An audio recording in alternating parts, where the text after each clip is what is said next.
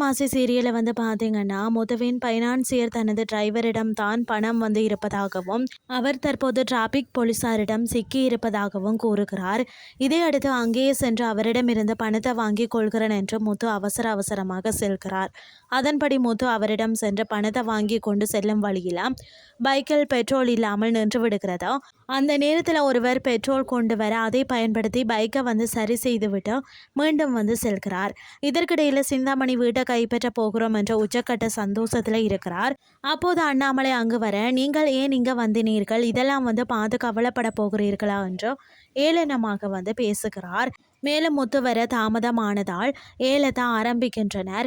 இறுதியில் ஏலம் முடியும் தருவாயில முத்து வந்து பணத்தை வந்து கொடுக்கிறார். இதை பார்த்து சிந்தாமணி அதிர்ச்சி அடைகிறார். ஆனாலும் 28 லட்சம் ரூபாய் தான் இருக்கிறது, மீதி பணம் எங்கே என்று கேள்வி கேட்கிறார். ஆனால் முத்து மீதமுள்ள 10 லட்சம் ரூபாயையும் கொடுத்து விடுகிறார். இதனால் இந்த பணம் எப்படி கிடைத்தது அப்படின்னு சொல்லி யோசித்து கொண்டிருக்கும் சிந்தாமணியிடம் மீனா நடந்த விஷயங்களை கூறுகிறார்.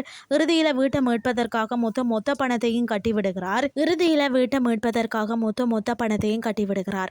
இதனால் அங்கு வந்த அதிகாரியிடம் முத்து, மீனா மற்றும் அண்ணாமலை ஆகியோர் அந்த வீட்டை மீண்டும் தங்களுக்கே வழங்குமாறு கோரிக்கை விடுகிறார்கள்.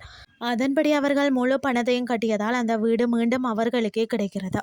இதுதான் இன்றைய நாளுக்கான எபிசோட்.